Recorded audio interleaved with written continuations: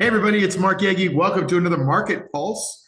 Interesting week out here after the election, right? A lot of stuff going up, but a lot of stuff maybe kind of coming back and filling in some gaps and testing out some breakout spots. So let's go through a couple of things here. Let me share my screen, and I will give you kind of what we were talking about a little bit on the call, on my mastermind call just a few minutes ago. But I'm not going to go over everything in there, obviously, but I will tell you that we are in a green market. And so we've got four green lights. You can see them on the screen. Green means go, go means buy. The market is in an uptrend, right? Here, as that was last week, this is this week. These are the four green lights. We have 5 days in a row of down, and now we're hitting the 21-day average. But still, that's kind of a week down in both senses of the word, WEAK and WEEK, right? It's 5 days down. I suspect we're about ready for a bounce.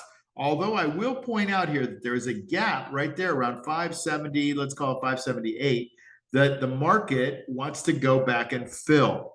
So it might do that maybe Monday, Tuesday, something like that. Just fill that. And I'm hoping it's a continuation of this bounce. And I'll show you what I mean here. Here's the NASDAQ. We had a gap up on the election. We had another follow-through gap the next day. And then we've come down for 5 days in a row, four out of the last five for sure on the NASDAQ. And so we created a gap this morning down.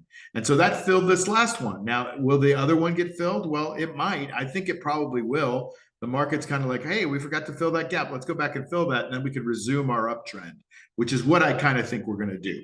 But I can't predict the markets. I'm just trying to give you some sense of direction so that you can decide where you want to be in relation to the markets. Same thing in the S&P 500. You can see the gap up and now the little archway coming down the other side. The Dow Jones, same thing. And then the New York Stock Exchange Composite has the archway as well, but no gap. And so the volatility is down to the 200-day moving average. It's up a little bit today, but it's still down. And that's a good thing. Jerome Powell, and I find this really interesting. I'm not going to get too far into this, but a couple months ago he dropped the rates 50 basis points, and then just last week he dropped the rates 25 basis points. Well, if he would log onto these calls, he would realize that the market doesn't care what he does, right? And you're on these calls, you're going to see this with this chart. They don't care that he's dropping rates. This is a chart right here of the yield. The 10-year Treasury yield index. Look at it going up from 36 to 44. It doesn't care that he's dropped rates. It doesn't. The market is telling you that they don't think that he can drop rates. And I've been telling you this for 2 years now, that the Fed has painted themselves into a corner and now we're in a declining and spiraling down thing. The only thing that could save them is if this administration puts in Musk and Vivek and cuts down the budget and can lower the deficit over time. But that's not an overnight fix. The market just doesn't believe what the Fed is going to do. Okay. And so, take what you want from that. But I don't think rates are coming down to 2%. I think rates are here to stay in your mortgages, 6.5%, 7.5%. And I don't think they're going to be fluctuating too much lower than that. They may a little, but not too much. The Dow Jones transports are showing you that the market is kind of bullish, and the market believes that there's some reason to be bullish. And when they're moving goods around, that means, we're coming into a Christmas season, holiday season, Thanksgiving, Black Friday thing. And people think that's going to continue to sell. Biotechnology, on the other hand, look at this. 5 days in a row of down. Why do you think that is? Well, because RFK is going to be the Director of Health and Human Services, and he has made it his mission to punish people for the jab. And the firing people and the misinformation and all that stuff out there. Plus, he's not anti-vax. He's pro-choice on vax, but he doesn't really believe that we need to be giving our kids 72 shots, 72 different vaccines before they're the age of 3. And so that the NASDAQ Biotechnology Index is feeling that, and doesn't seem like before the last 5 days they really were feeling it that much. I find that interesting. Because the stocks that are feeling it the most, look at Pfizer, down in about a month from 30 to 25. Relative strength is like 20. Look at Moderna. Moderna from 170 to 37.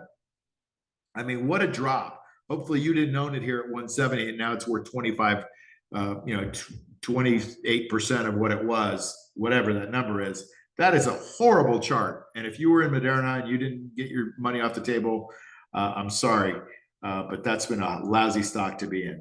All right, a couple of our common stocks that maybe you're in, maybe you're not. Apple is really not doing anything. It's a great cash flow machine stock because you can buy it and sell calls against it and make income because it's not going up, it's not going down, it's kind of staying in a range right now, and that's a good thing. Right? We don't always have to have them move them up. We'd like them to go sideways sometimes too.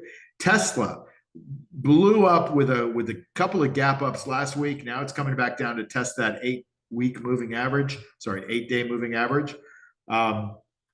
I think we're looking at a breakout stock here, and I think the stock is going to go higher. What do I know? I just read the charts and say there's a lot of energy behind this move up, and with the way that Elon is taking part in the administration, I think it's going to be good for Tesla. That's what I think.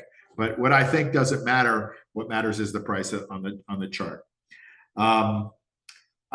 This is a chart on NVIDIA, and I'll leave you with NVIDIA because I've already talked way too much. And this is just a quick little market pulse to get you kind of in the feel of the market.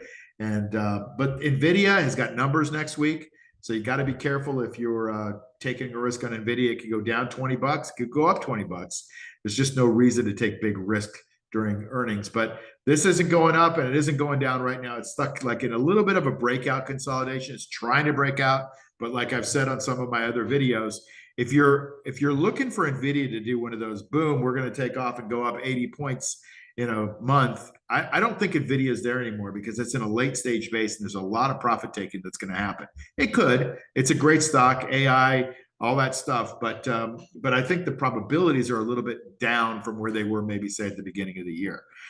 Great stock. It's just more of a long term, and it's got to get rid of some of the sellers before it really takes off. But numbers next week could make me look foolish, which I'm used to looking, right?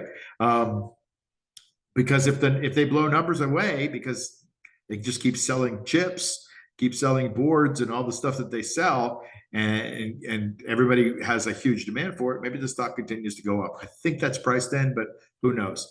Anyway, that's about it from me. I will leave you there. I hope you have a fantastic weekend, and I always thank you for tuning into the Market Pulse. If you want to subscribe to our Insider Tips newsletter, there's a link below, and then you get all of the videos that I do during the week, and telling you what different stocks that you can buy and what income you can generate. But other than that, I'll leave you. Have a great weekend, and I'll see you next week on the weekly Market Pulse. Take care. Bye.